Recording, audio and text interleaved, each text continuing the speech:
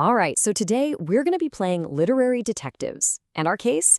It's a really curious puzzle surrounding a single short story by Maurice Leblanc, and it features, of course, the one and only gentleman thief, Arsène Lupin. So here's the central mystery, and it's a weird one. The story, nuptial, that's the wedding ring in English, has two completely different plots floating around out there, like wildly different. One is this deep romantic tale. The other, a classic blackmail plot. So what's the real story here? Let's dive in and look at the evidence. Okay, so to really get to the bottom of this, we're going to treat each version of the story like its own separate case file.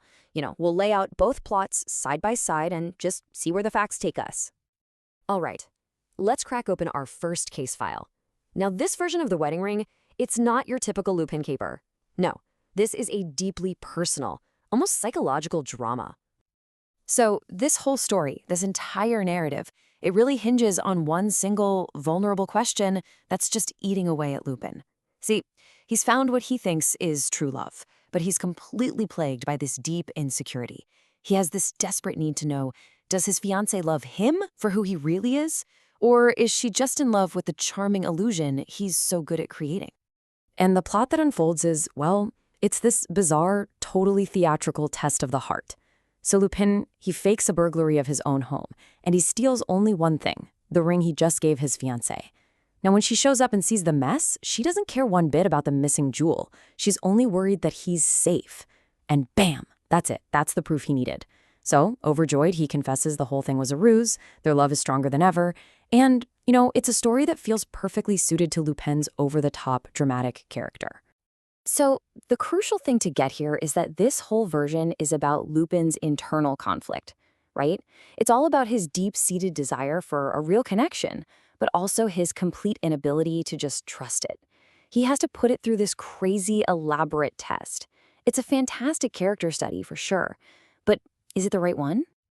Okay, now let's turn to our second case file.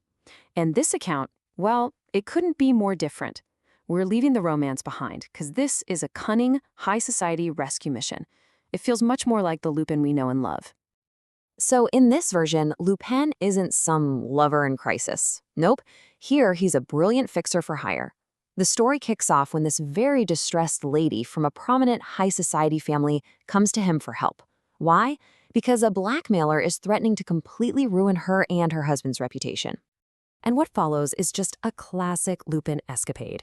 He examines the ring and immediately figures out it's a hollow container, hiding some kind of tiny secret document. The rest of the story is just a masterclass in misdirection. He creates a perfect duplicate of the ring, plants some juicy gossip in the papers to lure the blackmailer to a specific party, and then sets this brilliant trap to get him arrested for stealing the fake. I mean, come on. Classic Lupin. So there we have it. Two totally, completely different stories, both under the exact same title. One is this internal psychological drama, and the other is a clever external detective puzzle. So the big question remains, which one is the real nuptial? And let's be really clear about this. These aren't just, slightly different tellings of the same event. No way. These are fundamentally different narratives. They have different characters, different motivations, different endings, the whole shebang. One is about Lupin the lover, and the other is about Lupin the fixer. And the verdict is in. The evidence from Maurice Leblanc's original publication is absolutely conclusive. The story that's actually titled La Non Nuptiale, the one published in the 1913 collection, The Confessions of Arsène Lupin, is without a doubt the blackmail plot. It's actually one of the stories Lupin himself is telling about one of his own past adventures. So what does that mean for our first story? Well, it means that the tale of the romantic test, as compelling and, frankly, as well-suited to his character as it is simply not the plot of The Wedding Ring. It's most likely a misremembered summary, or maybe even a mix-up of elements from other Lupin stories that's just kind of taken on a life of its own online. And if you look at how Lupin actually solved the real case, it's just brilliant. This wasn't about emotion. It was all about sharp, brilliant deduction. He used forensic observation on the ring itself, combined that with some serious social engineering. You could almost call it information theater. And then for the grand finale, he topped it all off with a classic sleight of hand swap. So, okay, We've solved the mystery of the two plots. Case closed. But it leaves us with a final and maybe even more intriguing question. On one hand, we have the official story of Lupin, the brilliant, chivalrous fixer. And on the other, we have this phantom story of Lupin, the vulnerable, insecure lover. The factual case might be closed, but the debate about his character, that's wide open. So I'll leave you with this. Which version of the master thief do you find more compelling?